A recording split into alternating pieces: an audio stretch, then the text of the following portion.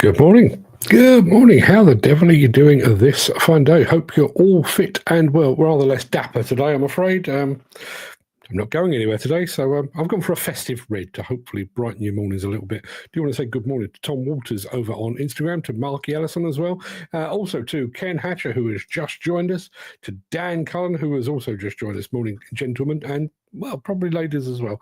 Hope you're all fit and well. Update from Dan Cullen. Dan Cullen is currently behind the levers of a 360 Komatsu. What a beast, he says. Certainly is. Can't go wrong. Can't go wrong with a bit of Komatsu, I always say. And we do have some Komatsu coming up a bit later in the show. So thank you for keying that up. Dan Cullen also says, how was your day yesterday? It was really, really nice. Had lunch at a kind of a private members club, which is not really the sort of place I normally hang out. I'm far more a calf with a bacon roll kind of guy, but it was very pleasant. Great company, great conversation. The video interview is done. I've got to piece it together and make it look sexy and nice. That probably won't be out until the beginning of the new year, actually, just because of timing and stuff. But yeah, no, really good day, really good day. Three absolute gentlemen with me as well. So yeah, I made a mistake with the lunch, though, I have to admit. On the menu was a Christmas dinner, or a Christmas lunch, should I say. And I thought, well, I'll be having one of those soon enough. So I went for the sea bream, which was absolutely gorgeous, really, really nice. But then the turkey arrived. Big old big steel dome, pulled it back. How much turkey would you like, sir? Yes, I was sat next to somebody eating their body weight in turkey. Big mistake. Mark Whiting has just joined us. Good morning, Mark. Thank you very much indeed for being here. In fact, thank you everybody for being here. It's always a bit of a worry when you turn up for these things and you never know actually who's going to be here. Frank over at Diacon Demo, off the back of the Demolition Industry Association of Western Australia had their big bash this weekend, and Frank was obviously the star of the show, as is right and proper, so good morning to you. Jim Turner's here as well. Morning, Mark and Peeps. I think you are the Peeps. I'm definitely the Mark. And Dan Cullen says, when can we meet up, me, you and Mick? My diary is gradually clearing. In absolute truth, I've got one more commitment, let's put it like that. It's kind of work related, but one more commitment in the diary, which I think is on the 17th. But apart from that, I'm kind of free and easy. The only thing I have to do is to avoid Tuesdays. So if we can find a day for me, you, and our man Mick to meet up, then count me in. Pawa Mahmed. Mahmed Bolli says, hi, I'm going to guess you're somewhere around about India way. I don't actually know that to be true, but please let us know. Where are you in the world over on Instagram? So, yes, while all that is filtering through, let's get on with the show, shall we? I'm going to roll the intro, post the question of the day, and get this damn thing onto road.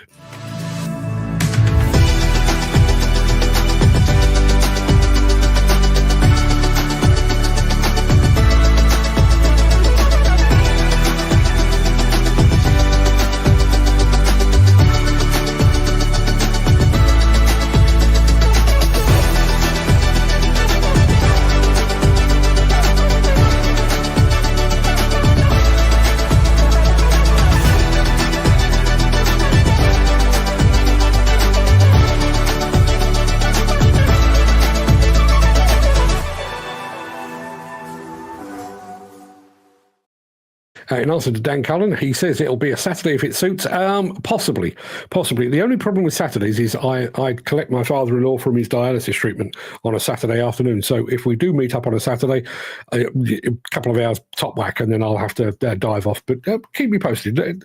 Talk amongst yourselves, you and Mick, and if you can come up with a suitable date, I'll do my level best to be there. It'd be lovely to meet up with you guys before Christmas. But bearing in mind, I'm not going to be doing this from the 20th of December until the 6th of January. So if you fancy meeting up over the Christmas period, maybe that might be easier. Don't know. Depends how your diaries are looking.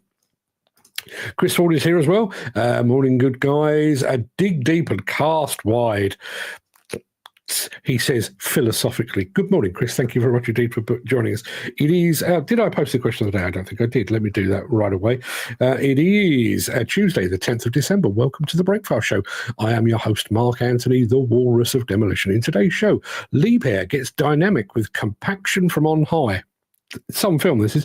The joy of mining services from Komatsu, LiuGong's increasing presence in the coal mining arena, and a JCB customer talks of his love for his brand new 1-ton dumper. Plus, in my morning monologue, and I'm keying this up so that you can all get ready for this, why Keir Starmer's failure to seek the advice of industry experts means that his house building pledge is doomed to fall short or fail entirely. We touched on this yesterday, which set me thinking. That's how my brain works. I mulled it over while I was on the train to and from London yesterday. So I'm going to be back with my morning monologue talking about how Keir Starmer could have saved himself an awful lot of embarrassment and hassle if he had just reached out to construction and said, 1.5 million homes in 5 years? What do you think, lads? At which point the universal answer would have been, not on your Nelly, Keir, me old China. Because, they're all Dick Van Dyke in the construction industry. Let's have a look. Going back, I'll come back to the Mystery Machine in just a minute. In the question of the day, rather, in just a moment. But we do need to do the Mystery Machine. I will just very quickly remind you that as it stands at the moment, we have had four rounds of the Mystery Machine so far this month, and I've won all of them. I reckon I'm still catchable because I don't expect to keep winning, but I've got another pretty tough one for you today. So please have a go. See what you can come up with. So I'll be back with Mystery Machine in just a moment.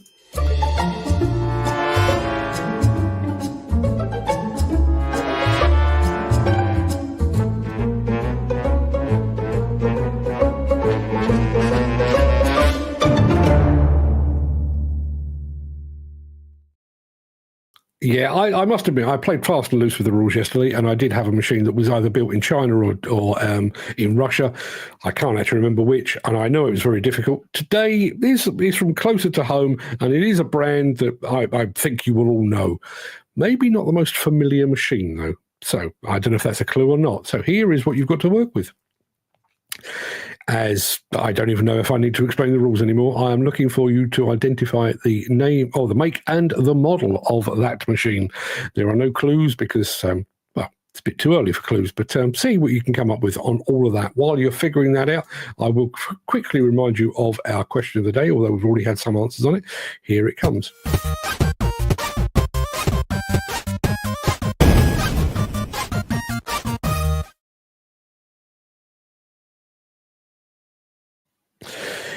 Yes, question of the day is quite simply, are you a sweet person or do you prefer the savoury flavour? I don't know.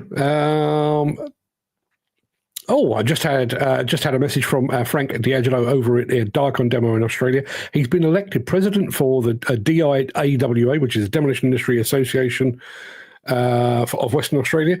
Thanks for your telecasted message. It was a smashing evening. Just so you don't know, I recorded a message to Frank to say congratulations, keep up the good work. Looks like he's doing that, so fantastic, Frank. And I did put in my message, maybe one day I will get to deliver that message in person. I'm working on it, what can I tell you? Yes, question of the day. Are you a sweet person or are you a savoury person? Now, personally, if I'm feeling a bit peckish, a bit snacky, then I will go sweet 9 times out of 10. I do occasionally get a hankering for something savoury, crisps, for example. But if I'm driving down the motorway, struck down with hunger pangs, I'll usually reach for something chocolate, which partly explains my my diabetes, which coincidentally, Chris Ford, sweet all the way. No wonder I've got diabetes. Chris, you and I are in a not particularly exclusive club. And I'm sure I've mentioned this before, but I'll say it again.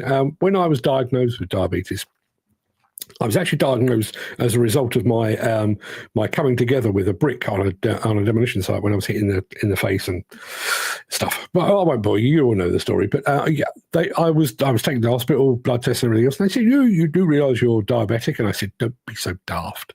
So they then sent me for more tests, and it turns out I was diabetic, but I ended up getting the full diagnosis from my doctor, and he said, yes, we've got the results back, and you are type 2 diabetic. And I sat there and just went, yeah.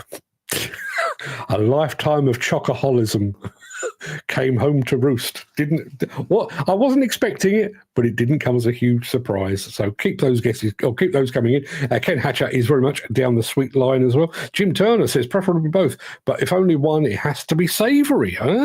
See, now, And this probably explains why I put on and lose weight. If I have something like we go out for a curry on a Friday night on a fairly regular basis. It's a very good Indian restaurant just down the road, and I have lots of savoury. Spicy and savoury and everything else. Come out of there, I have a real hankering for something sweet, just to take the edge off. Yeah, and there's my other half saying savoury. Yes, this is the woman. This is the woman who says I don't do chocolate. And she'll say that to you whilst eating chocolate. Yes, that's the woman. Mick is here. So, Mick, we're trying to figure out a date for you, me, and Dan, and anybody else that happens to be in and around the London area to get together. I've said that Tuesdays are out. Dan is opting for a Saturday, which is not exactly ideal for me. But if you've got any suggestions on that, then please let us know. Not taking after West Ham, then you could do a role reversal. A role reversal? Yeah, but I do just need to very quickly mention the mighty Hammers, who stormed to a 2-1 victory over Wolves last night. I was listening in.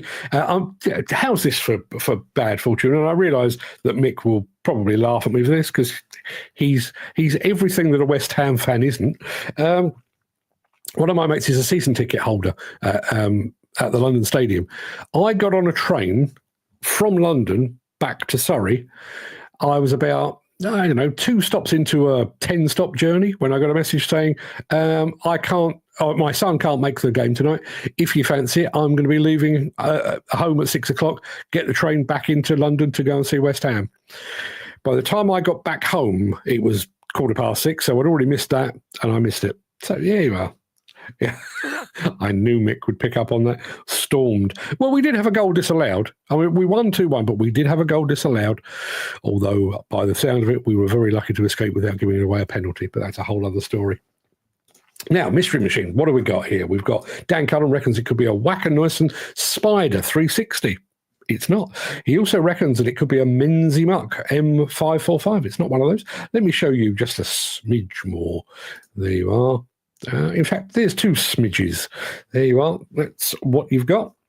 Please let us know if you've got any clues on what that might be. Also, keep us informed on whether you're a sweet person or a savoury person. I shall return forthwith, if not sooner, after this.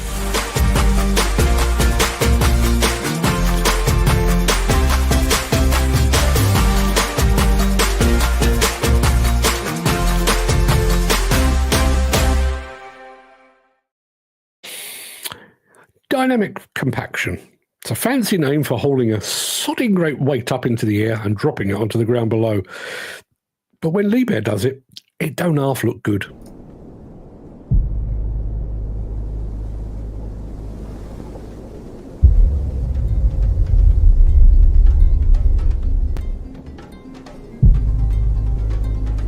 My name's Mark Douglason. I'm the project director for the Earthworks and Marine for the Sabra Al Ahmed Sea City project.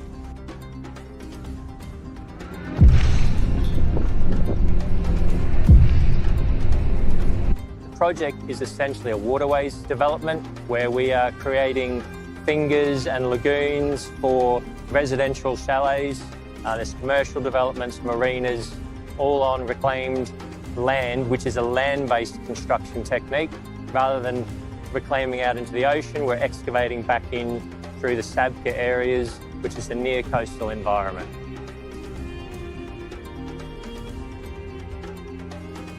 In this particular application, because we're looking at about 7 metres of excavated material that's been blended and refilled back into the formation to form the fingers, we need to be able to compact that in one go. So we do look at the dynamic compaction. That is the only real method that we can use with this type of material.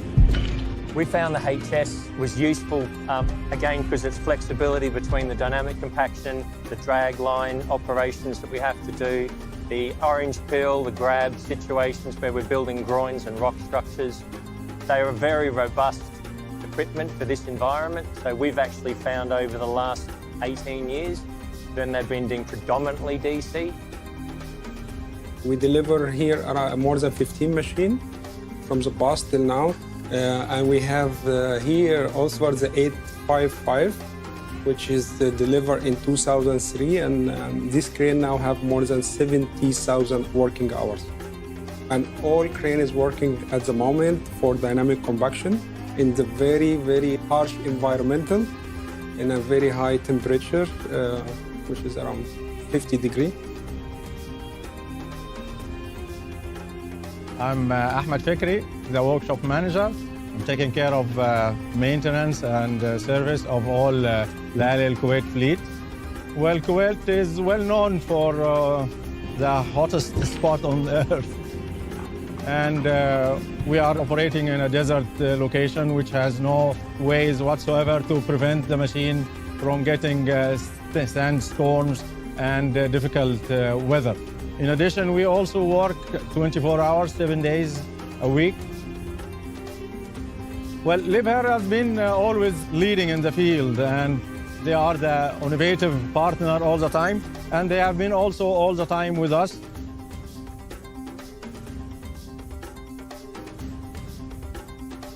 The Liebherr cranes here have absolutely met our expectations with dynamic compaction on this project, but also, as I said, we've been able to use them for other applications. So when the DC drops off as the project moves forward, we can move them into other elements of the project and being a very good piece of equipment for this job.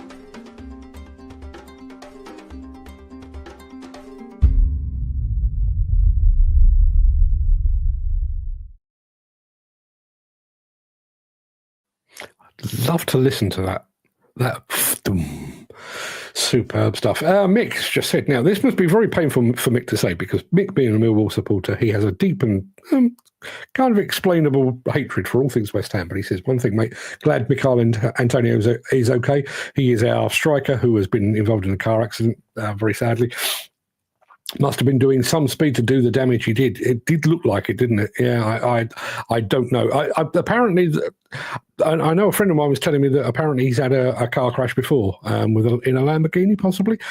So yeah, not entirely sure. Maybe he's a bit of a driver. I'm going to say Jardi Correa over in Instagram land. Bom dia, I'm saying bom dia because he's in Brazil. Brazil, good morning. Good bom dia, should I say. Jim Turner, going back to, should have saved this for the end, but I want to say it now. Here's the thought. Chinese prefab container-style stacked homes would liven up the affordable housing end of the market and get Starling closer to his target.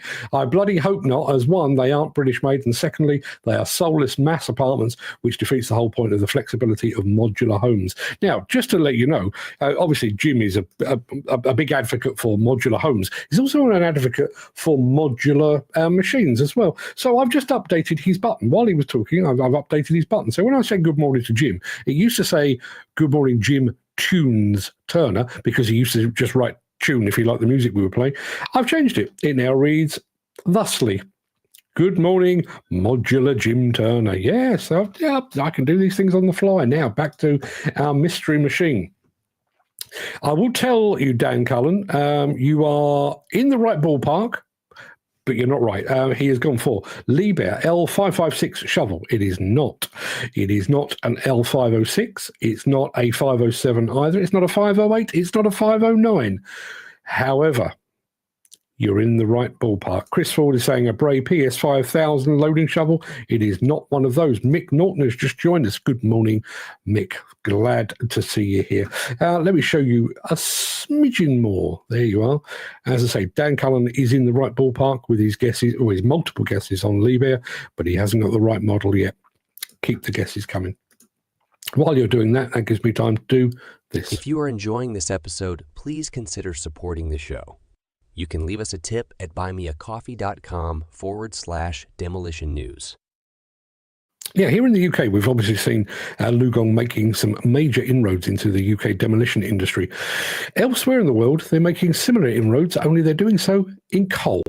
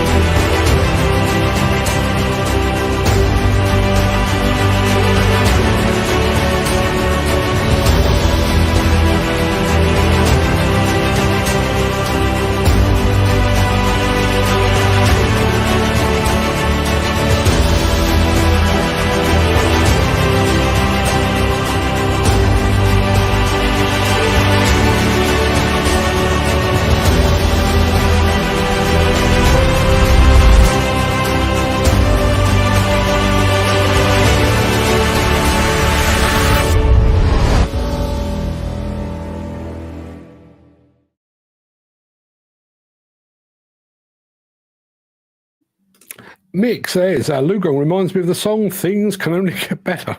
Fair enough. We've had lots and lots of guessing. I'm going to go back to another point from Mick here. Watching that compacting, the dynamic compaction that we showed from Liebherr just a few moments ago, all goes against what I was told about free falling of a load regarding the strain it puts on the cables in the machine. Yeah, I mean, I don't know how much that plate or that weight that they were dropping was. 2, 3, 4 tons or something like that. To have that under load and then release it, surely you're getting shock loads going back up the cables, back up through the machine. I listen, there's some very, very smart cookies at Liebherr. I'm sure they figured out the maths on it, but I must admit I had exactly the same thought.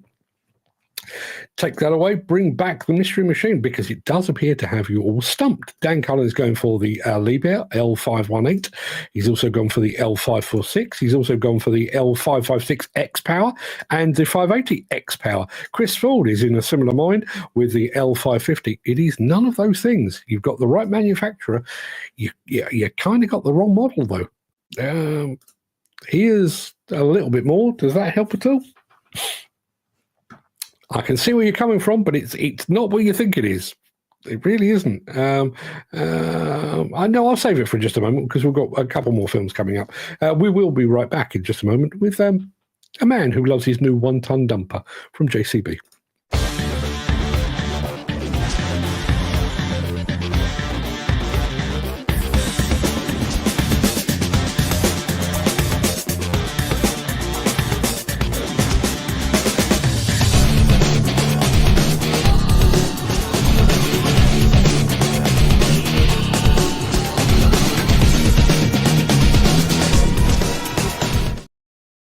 Yeah, I've already said, a man who loves his JCB 1-ton dumper. I think this is a Komatsu, if memory serves me correctly. Let me show you it, and we'll watch it together, because I can't actually remember.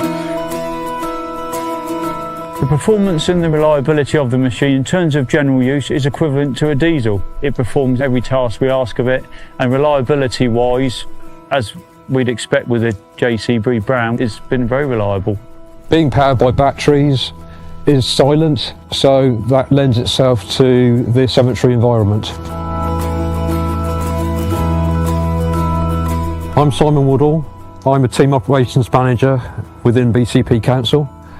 We're a large local authority based on the south coast, and we're responsible for 8 cemeteries. Whole JCB supplied a demonstration machine which the team evaluated over a week. We spec'd our machine with some less aggressive turf tyres, some LED work lights and an amber beacon, and they gave full training upon installation. I'm Paul Abraham. I'm the supervisor here at Bournemouth Crematorium. There is a procedure when you start it of belting up, everything in neutral, foot on brake. It's a procedure that you have to get used to, but ultimately it's a safety feature that is warranted. As far as charging the vehicle, as long as you have a 3-pin mains supply, it's plug and play. You just plug it in, push the button, and it beeps, and it's ideally charge overnight, and it's ready for the next working day. And we find 4 hours of continuous use is what we get, which sees us through our day. The machine is ideal for this environment that we work in. With the very tight steering on it, we can get in to where we need to get. We carry out all the servicing ourselves, and we particularly like the 500-hour service interval. I also like the live link and having a PDF of the summary of usage emailed to my inbox once a week. BCP Council declared a climate emergency in 2019. Within that, we've made a commitment to reduce emissions. We do have a large number of electric vehicles within our fleet. We are now looking at plant battery-powered alternatives. We've recently had a demonstration of the JCB excavator, which the guys found very favourable. We've been operating JCB machines for a number of years now. We've got a good relationship with Holt's, our local dealer, and we particularly like JCB's continued investment in technology.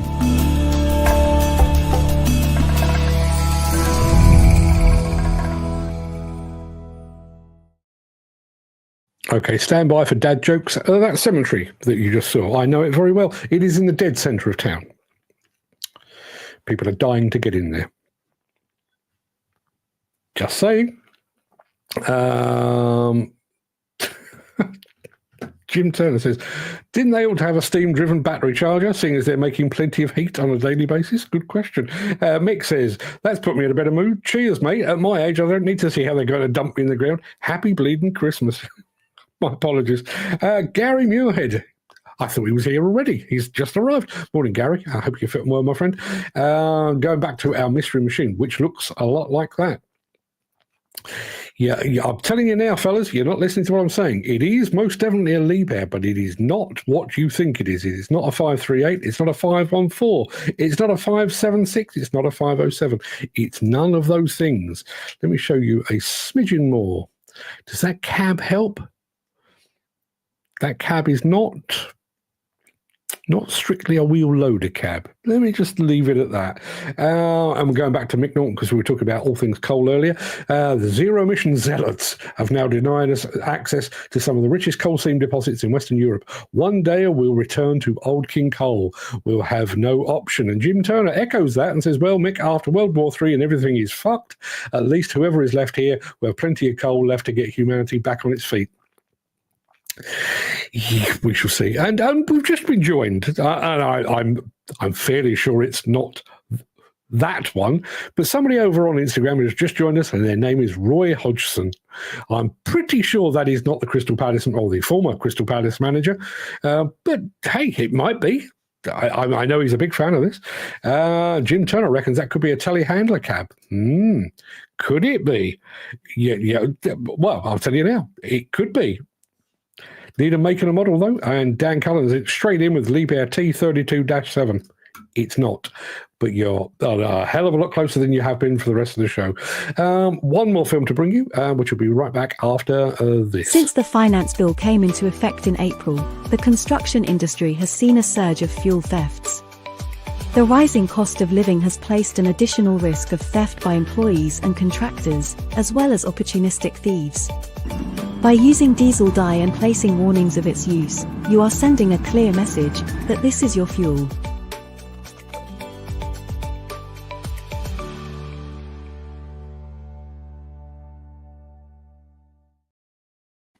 Oh, we have a winner.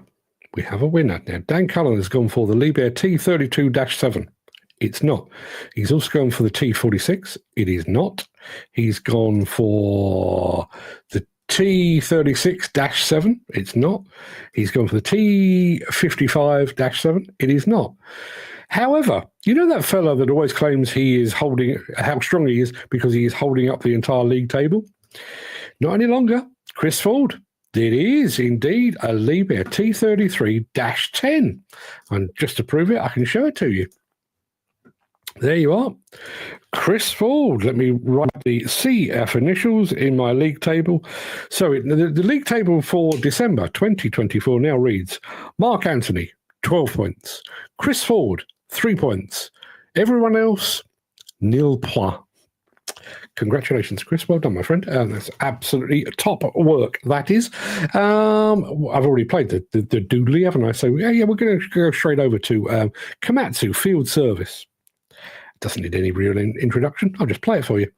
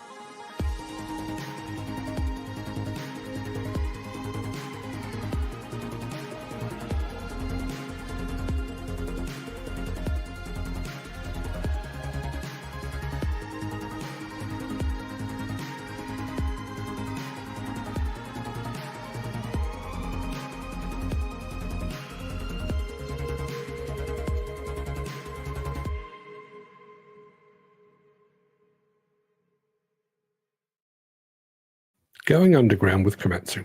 Gotta love it. Dan Cullen, gracious in defeat, says, well done, Chris. That was my next guess. I don't know how that became a thing, but I'm so glad that it did. Well done. And Chris Ford says, ha, that's about as far as I can get. Hey, listen, I've just done the quick set of maths. I reckon there is, let me think, there's 30 points up for grabs between now and the end of the month. I'm only on 12, so somebody could blast ahead quite easily. Not a problem at all. But you've got to be in it to win it. So keep your guesses coming all the time we're on the show. That's about it for the main part of this morning's show. I'm going to roll the outro in just a second before leaping gazelle-like over into my morning monologue. If you can't stick around for that, then please do stay safe. Look after yourself, your family, your friends, and your colleagues. I hope to see you again very soon. But if you do have the time and the inclination, and if you're not much of a fan of Keir Starmer, you might like to stick around because I will be returning immediately after this.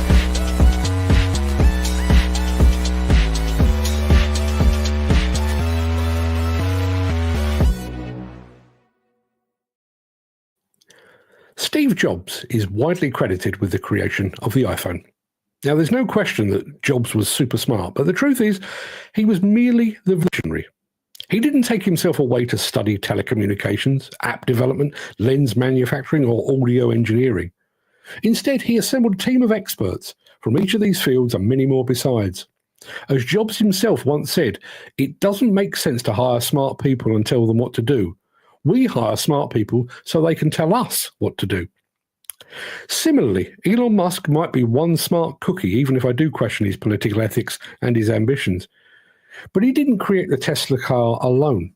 Once again, he assembled a crack team to redefine automotive engineering and to turn the car industry on its head.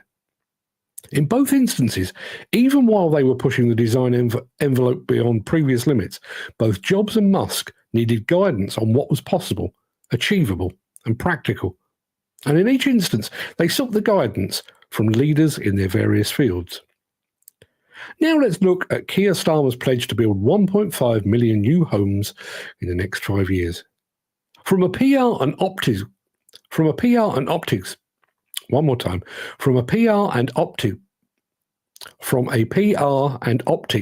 perspective, that promise sounds great, doesn't it? Who could possibly complain about such a commitment to tackle homelessness and bring the nation's housing stock back up to scratch?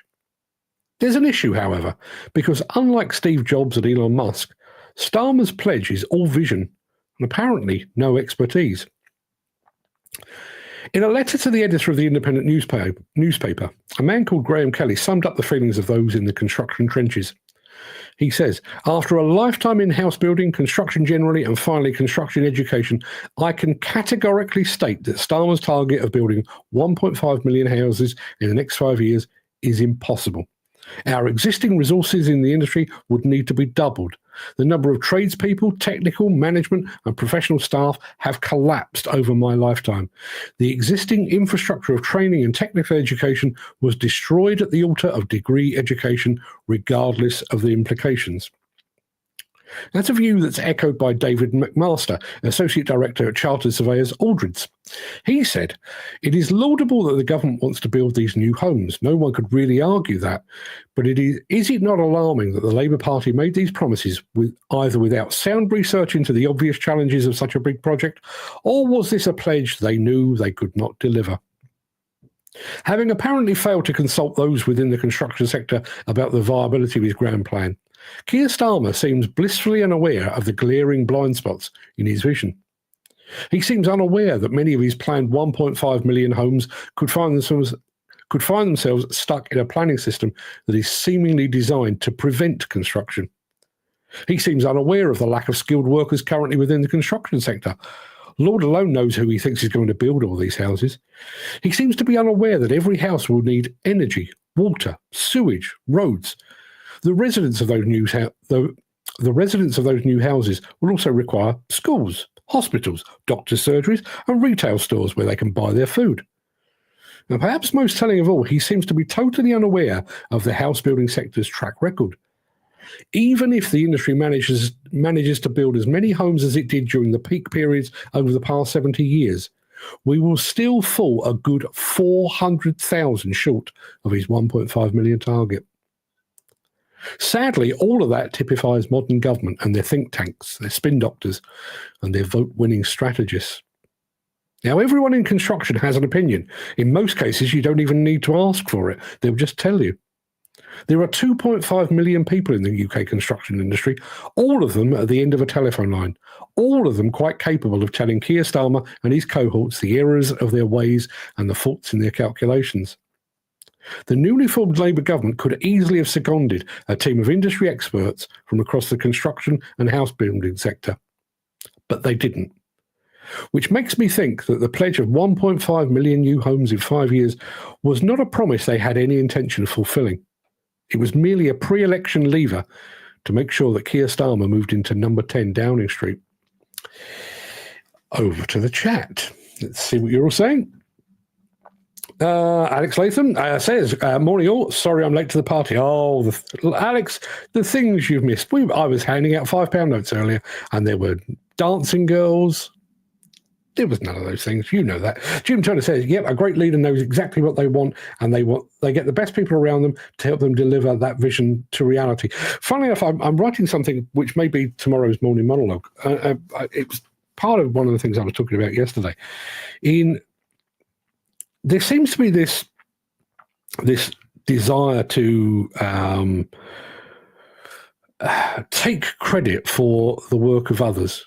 If Keir Starmer were to deliver, and I know he won't, but if he were to deliver his 1.5 million new homes in 5 years, it would go down as, a great victory for Keir Starmer. Keir Starmer, his Labour government built 1.5.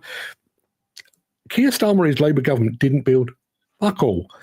It will be down to construction workers and construction professionals and construction engineers and house builders. They will have done the work. So you would have thought, given the fact that they are the people that will end up doing the work, you would have thought that somebody, maybe not Keir Starmer himself, I'm sure he's got other things to do, what with the current state of the planet, but you would have thought that somebody would have had the good sense to phone somebody up and say, look, we're going to put in writing our aims for our next parliament. And one of those aims is 1.5 million new homes in 5 years. And if you just said that to anyone in the construction industry, particularly in the house building industry, the response down the telephone line would have been guffaws of laughter. Are you I'm showing my roots here. Are you having a giraffe? They would say. Because, as I say, even if we hit the same levels of output on new homes, the very highest level that we've ever done over the past 70 years, we would still fall 400,000 short on a 1.5 million target, which, to save you doing the maths, is off by about a third, 30-odd% out in their calculations, even if we can replicate our absolute peak performance. And let's be absolutely honest here. Why 1.5? Listen, we may well need 1.5 million homes. I'm sure we do. But why not just ask someone? And does anyone remember the Austin Powers movies? And there's a scene in it where Dr. Evil has got a laser up above the Earth and he's planning to destroy the Earth, and he's threatening the leaders of NATO or whatever it might be, and he says, we will destroy all these cities unless you pay us $1 million. Now, obviously, the guy's been in stasis for 40-odd years. He has no idea of the fact that $1 million is change. It would be down the back of the sofa at the NATO head offices. So they then go back and say, no, actually 1 billion. Okay, that's a bit more like it. It's the same as this. Why 1.5 million? Is it an arbitrary figure that somebody has plucked out of the ether? Did 1 million not look quite enough? But again, we have these organisations, Construction Leadership Council, Build UK, who all claim to have the ear of government. Surely, if they actually have the ear of government, the government could have said to them, we're planning to build 1.5 million homes in 5 years. What do you reckon, fellas? And those fellas, and probably ladies as well, would have gone, yeah, not on your Nelly, fella. But they didn't. Mick says, let's face it, mate, Labour have lied through the collective teeth. There's more to come. I went out an hour ago to top up some old girl's meter. Why? Because she is £2.38 over the top to get pension credit. This Labour lot are going to fuck us up totally. Well, I've already mentioned, I mean, it's not, I wouldn't necessarily say they specifically need it, but my in-laws fall outside the criteria for the winter heating allowance. They've had it for years, but in comes Labour, who are supposedly, for the working classes and stuff, and they've said, no, you can't have that any longer. Jim Turner says, since manufacturing steadily... Let me do that with my teeth in. Since manufacturing steadily started to drop off, the governments of the past, and especially the current one, have had to support a Ponzi scheme in order to keep up growth. It's a Ponzi scheme where the money has been replaced with people. The people need homes, schools, care, transport, retail, etc. That's why they don't really want to stop illegal immigration, as when that stops, the growth stops. It's an interesting point. It does read a lot like a conspiracy theory, I have to say. But mate, listen. When you actually scratch the surface of not just this government, but governments around the world, you have to think. You kind of have to think. Yeah, it could be a conspiracy theory, but it's probably also true as well. Dan Cullen says, well done, Mick, that's nice of you. Totally agree. This general election was the biggest con in history. Labour had the best spin. Politicians talk more shit than a large city can produce in 12 months. There's a lot of people out there believe what you tell them. I think there's a degree of that. I think there was also a degree, and I would count myself in this number. I wonder how many people voted for Labour as opposed to voting against the Conservative Party. Because after 13 years, COVID, Keir Starmer, not Keir Starmer, I forgot the bloke's name, Rishi Sunak. Yeah, Rishi Sunak and Liz Truss and Theresa May and all of that. I wonder how many people were putting it, not a cross in the box against Labour, but a cross in the box literally against the Conservative Party. And hasn't it come home to roost? And I do wonder how long this honeymoon period can last for Keir Starmer and his cohorts. It seems like every single plan that they come up with has to mention that which they inherited. The lack of funds and the economy and all of the mismanagement of prisons and schools and hospitals and all of those things. Everything seems to be preempted with we could do these things better and faster, but the load before us, they were shit. Look what they've done. Look what we've inherited. We've got to fix their problems before we can fix the nation's problems. You can only claim that for so long. And I realise, we're only a few months in at the moment, but sooner or later, that argument is going to run out. It's going to be less valid. Mick says, another point, the so-called trade bodies, i.e. CSCS and all the others that screwed the industry up. There was an interesting point and I know Mick Norton is probably still here, so I'm going to go back to it. This comment from a guy called Graham Kelly. I don't know who Graham Kelly is, but he commented this in The Independent. The existing infrastructure of training and technical education was destroyed at the altar of degree education, regardless of the implications. Think about that from the standpoint of CSCS. This mad desire to have MVQs, regardless of the implications, regardless of the fallout. Don't forget, says Mick, when the Tories took over, there was an even bigger hole that Labour left them. Yes, didn't they leave them a note saying there's no money left? I think they probably did. Which, even if that's only half true, what does that tell you about the true nature of politicians? Are they really there for the greater good? I don't know.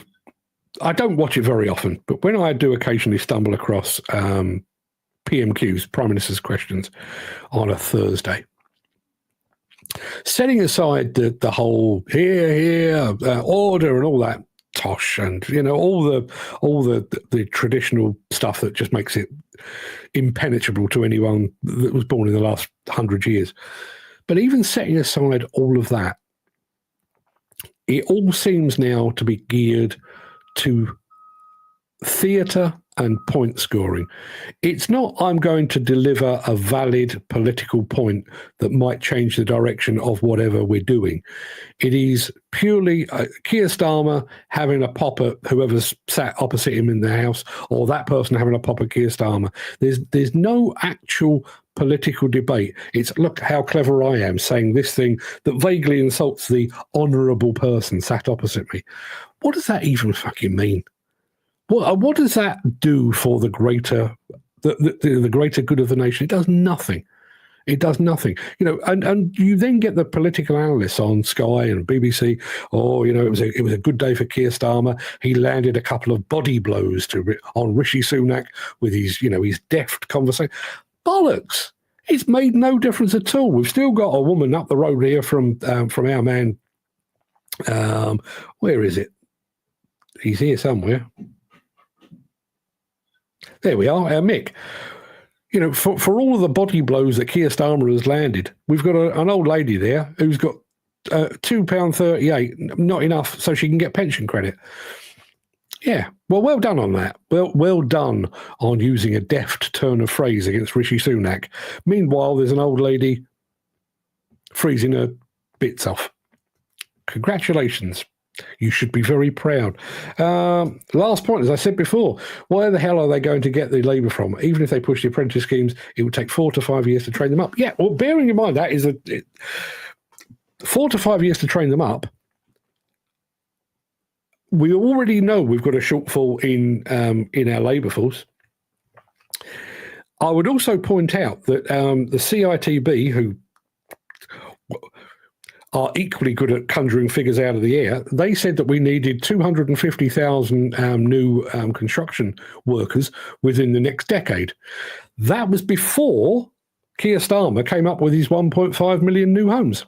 So how many do we need now, CITB? And more importantly, where the fuck are you going to get them from? Any conspiracy theory, says Jim, is easy to figure out. Just follow the money. Pretty much the same with acts of injustice. Follow the money. Funnily enough, I was talking about that quite a bit yesterday. It's just theatre, about as real as the wrestling on the telly. Complete waste of time. And yet it is given such heft. And I listen, I have my own feelings on, the whole notion of rolling news. There was a time, I wish I could remember the date of it, but there was a famous BBC announcement that said, tonight on the news, there is no news. Good evening. Because they didn't need to fill airtime. Now we need to fill airtime. So not only do we televise Prime Minister's question time, we analyse body language and turns of phrase like it actually fucking matters. What matters is there's an old girl fairly close to our man Mick there who's cold. She's cold. It's fucking freezing out there. I was out there yesterday, and I wouldn't recommend it to anyone. It's really, really cold out there. And if you can't afford to heat your flat or your house, you're going to have a really tough winter. And if you're old, that tough winter could end up being bloody terminal. So for all your clever turns of phrases and you double down on house building plans and all of the tosh that goes with it, what about you... Swift turn of phrase, given my criticism of their turn of phrase, you're trying to build houses on the foundations of a crumbling country is what you're doing. We've got roads that don't work. We've got schools that are full of asbestos and rock, concrete. We've got asbestos in our hospitals. The hospitals are run ragged. They're falling down. We've got all of that. All of our infrastructure could do with a good kick up the arse, and you're trying to score points with promises of 1.5 million new homes. How about heating the homes of the people that are already in them? That would be a pretty good starting point, wouldn't it? I had no intention of this being political. And listen, to be absolutely honest, what we're talking about here is, I've been writing about this for 36 years now, same as it ever was. Every government sets its targets for house building. Every government misses those targets. The only difference this time around is that this is part of a pledge. And according to Keir Starmer, he's actually going to put in place a measure so that at the end of that 5 years, we can look at it and go, You missed by a mile, mate. At which point, and therein lies another thing, right? I mentioned this earlier. If by some miracle, if God reaches down, pats Keir Starmer on the back and says, "Don't worry, lad, I've got this," and suddenly there are 1.5 million new homes, that will go down in history as the Keir Starmer house building initiative. He will be lauded for all time because of the 1.5 million homes that he built, even though he didn't build any of them. If, however, and when, however, I should say, when we fall short of that 1.5 million target, I guarantee it won't be the fault of Keir Starmer. It won't be the fault of any of his ministers. It won't be the fault of any of his aides or public servants. It will be builders, inefficient, a lot of them, corrupt and inefficient, and planning. Don't get me started about planning. We were held back, particularly the Tory councils. They held us back deliberately so that we couldn't achieve our targets. It will be everybody's fault except those in power, which goes back to what I was saying earlier about this claiming credit where no credit is due. And I will finish that monologue, and I probably will deliver it tomorrow. Jim Turner says, I already said how the skills gap can be sorted within a decade. Practical college from the age of 14 for kids that want to do it, then specialise at 16 with either an apprenticeship or further specialised college course, all of which is fantastic. But this goes back gladly, which all goes back to this notion of timing. We were very, very quick to switch off, decommission, and ultimately demolish all of our coal-fired power stations because we were going to build the new Sizewell and Hinkley Point and all. They're decades away.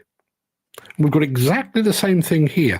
We're making this unfulfillable promise of 1.5 million new homes, even though we don't have the people to do it. And when we do have the people to do it, that 1.5 million will probably be more like 2 million. It's unachievable. And I don't know why nobody's taken to one side. Dan Cullen said it's just a fucking joke on the working man. Diabolical roads, diabolical planning, a load of effing shite, he says. I agree. Mick says, would gladly pat him down. Was that pat him down or put him down? Could be either. Could go either way. Watching a program last night about the 3 sewage plant emptying effluent into our rivers as it can't cope with demand. And somebody else mentioned this to me a couple of days ago, actually. When you actually think about a home, there's a lot of work that goes into a home. I realise a lot of them are largely sort of modular and that kind of, or flat packed effectively. They're very easy. I couldn't do it myself, but they're very easy to assemble, and you can build them relatively quickly and finish them relatively quickly and everything else. But it doesn't end there. Trust me, as somebody that has bought a house off plan, we had issues with sewage. We had issues with the roads. I mean, the road that I had to drive on to get to my brand spanking new house, which cost an absolute bloody fortune, was unfinished for 2 years after I lived there.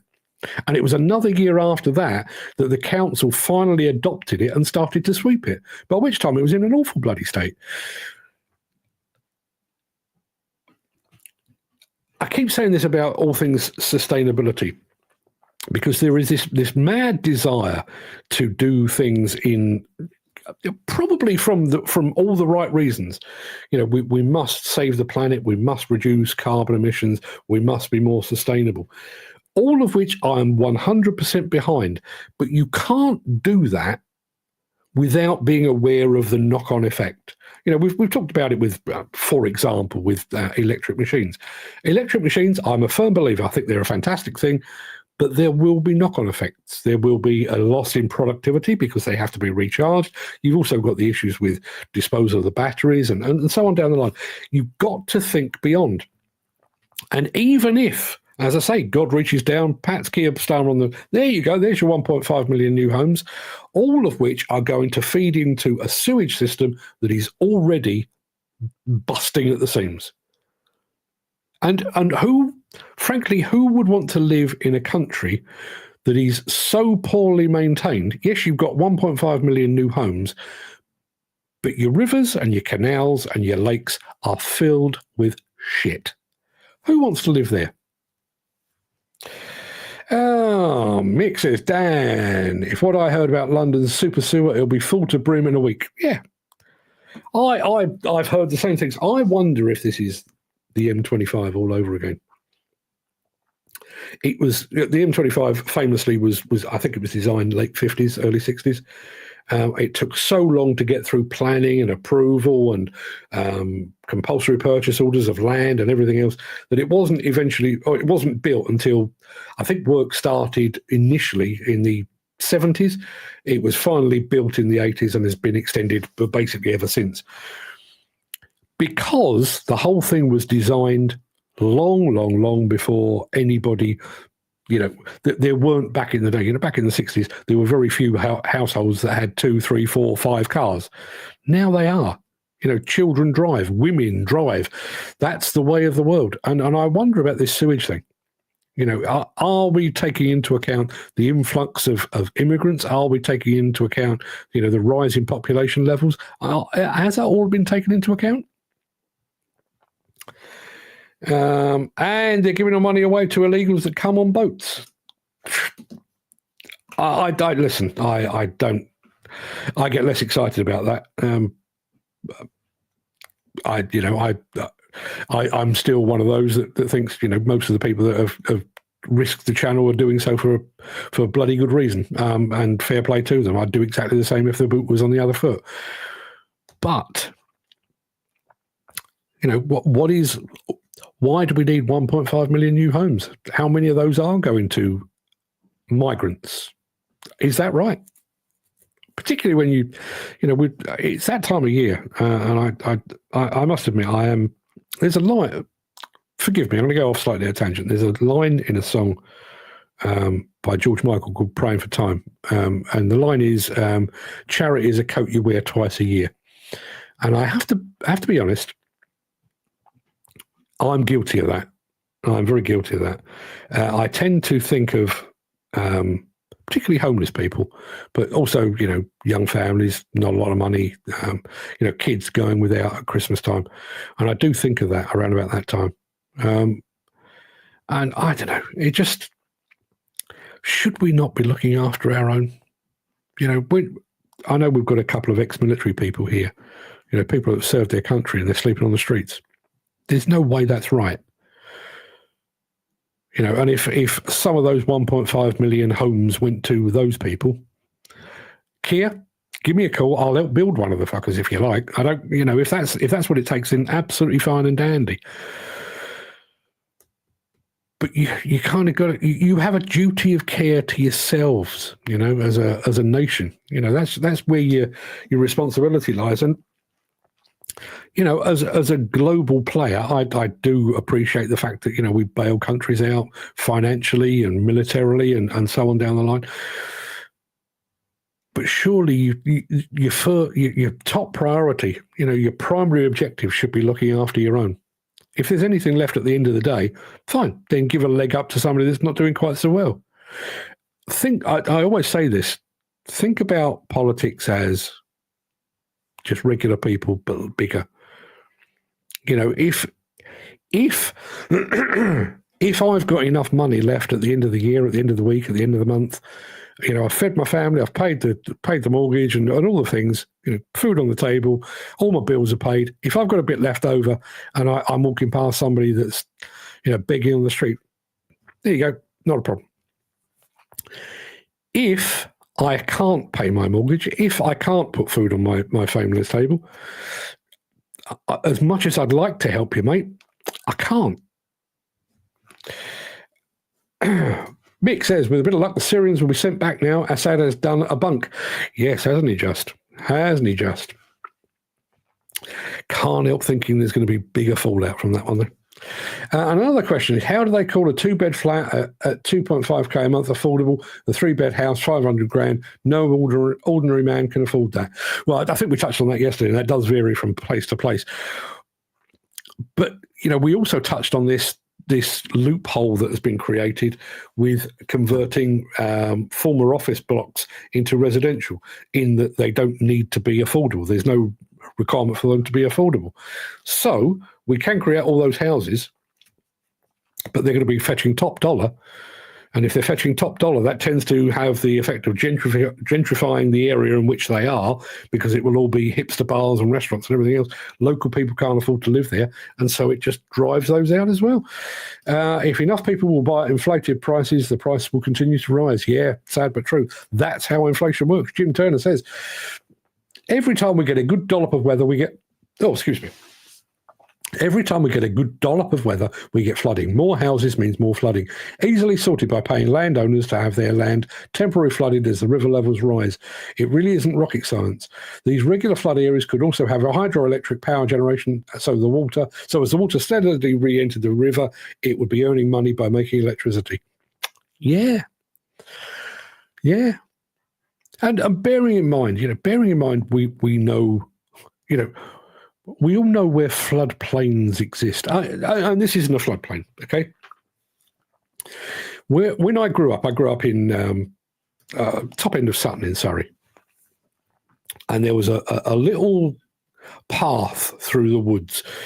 And outside that path, there was a 40 mile an hour road sign. So me and my mates used to cycle that path, and it was literally all up and down, and you could go around corners on. It was fantastic. Jumps. So we nicknamed it Track 40, okay? Because it was a track and it was a rifle. Yeah, you get the idea. Anyway, we used to come out there, and particularly if we'd been riding while it was raining, there was a huge puddle outside on the way up to, well, it's part of the A217 in Sutton. And there was a bit of drainage there that didn't work particularly well. There was a dip in the road. So guaranteed, any rain whatsoever, there would become a puddle, which become a pond, which become a little lake, effectively. Haven't been that way for quite some time. Drove up there the other night. Guess what? Yeah. And I'm talking, Jesus, 45 years on. And that miniaturized floodplain still exists. Nobody's done a damn thing about it. So as a result of that being there, you have people having to drive on the wrong side of the road, or soaking local people, or submerging their cars, because nobody's done anything about it in 45 years. Precisely the same with building houses on floodplains. Go to a local, it goes back to what I was saying, ask the experts. Go to a local area and say, that bit of land over there, oh, you don't want to build on there. It floods every fucking year. Oh, okay, then we'll move up the road a bit. No, we'll crack straight on and hope for the best. Mick says, I'm a little involved with the conversion of office blocks. If Canary Wharf is looking at them, why not the whole country? I mean, enough companies going bust, so plenty of offices about. Companies going bust, one thing. Also, the fact that a lot of people are now working remotely, so we don't need the office space as well. But also, there's a piece I saw on YouTube. I haven't had a chance to watch it, but I did actually save the video about in certain parts of America, they're converting their strip malls to housing. And when you think about the design of some of these modern kind of apartment blocks, where you've got residential from the first floor up, but down below you've got shops and bars and restaurants and that kind of thing. If you think about the design of a mall, that's already in place, and they seem to be doing it very successfully. I will watch the video, and if I can nick a bit of it, I will actually show it to you. But you think, I mean, we've got a couple of shopping malls fairly close to us that one is disused and one is on its way out. There's plenty up and down the country. All of that with the flick of a pen, Keir Starmer could say, okay, convert it, shut it down, convert it. There you are. The building already exists. It's already there. All it is a bit of conversion. And maybe, I mean, I don't actually know the answer to this, maybe there are more people available in the conversion space than there are in the actual house building space. Who the hell knows? And would that time with Jim's modularity? If you took a mall we know the sizes and we know the depths and we know the heights and everything else, and just said, okay, create a standalone module with a front room, a kitchen and a bedroom, or toilet facilities and everything else, and it's that wide by that tall and that deep. Just plug them in. And I realise that doesn't make for particularly attractive housing, but it goes a long way to putting some more homes into the market, doesn't it? And the Home of the Braves has just joined us over on Instagram. Fantastic name. Good morning to you. Too many NIMBYs about, Mark. Yeah, not in my backyard. Yeah, absolutely right. And it applies in so many fields. I remember having a conversation with a guy in the demolition industry. In certain parts of the country, we have what are now known kind of as urban quarries. So we're taking materials from construction and predominantly from demolition, taking it back, sorting it, crushing it, repurposing it, urban quarry. So we're creating materials out of what would normally have been waste. Very, very environmentally friendly, very, very sustainable. It's a key source of secondary aggregates and so on down the line. And a friend of mine went to a local council down in the southwest and said, we would like to build one of these. No. But it's good for the environment. It's good for the local building trade. No. Why not? Well, you've had complaints from people that live nearby. What do they complain about? Oh, noise. But we're half a mile away from anyone, and it'll be behind bunds. And no. So yeah, they give with one hand and they taketh away. But did not Starmer say he's cutting red tape over planning? Supposedly so. But and this is it's a double-edged sword. I've already said about this notion of allowing former office blocks to be converted into residential without going back to planning, which on the face of it is a bloody good idea. It's a quick fix. Don't have to go back and go through all the ups and downs and the highs and the lows of the planning process. But as a result, they've created a loophole, which basically means that you don't have to amend the roads because that's not part of it, and you don't have to make any allowance for affordable homes. So if you've got a spare office block about your person, you can convert it into very high cost, very high value apartments. Yes, you've made a few rich people richer. You've created a new space for some landlords to charge exorbitant rents, but you've not actually contributed a great deal to solving the housing problem.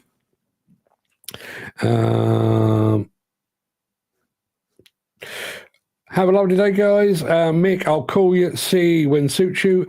Dan, I'm free most times. We can only hope Mark can sort a day out when he is free. As I say, if you can do a weekday, not a Tuesday, I'll find a way of being there. It really is as simple as that. Jim Turner says, nothing wrong with building on floodplains, but the houses need to be elevated, and and left to flood deepen to hold even more water. Then put in a hydro break, pipe it somewhere appropriate. Again, ideally generating power en route. Is anybody thinking of that? Apart from Jim, have we seen a project of that nature? I went to. I did a couple, but I think the first one I went to was Norway, where they'd taken a couple of big Caterpillar engines, turned them into a generator in a shed, basically, and they were producing electricity for the local town. Now, these were running on methane from basically a slaughterhouse. It was an abattoir, take all of the animal waste, mulch it down, smelt unpleasant, I grant you, but, mulch it down, and then the methane coming off that drove the engines produced electricity. But not only did they produce electricity, each of the generators had a cooling jacket around it, so you had water being superheated by the power of the engine. So that water was then circulated, so it heated the local kids' swimming pool, heated a bunch of schools, heated a bunch of homes as well. So with that one installation, they were producing electricity, they were producing heat, all off-grid, all sustainable and everything else. I reported on that 1995, probably.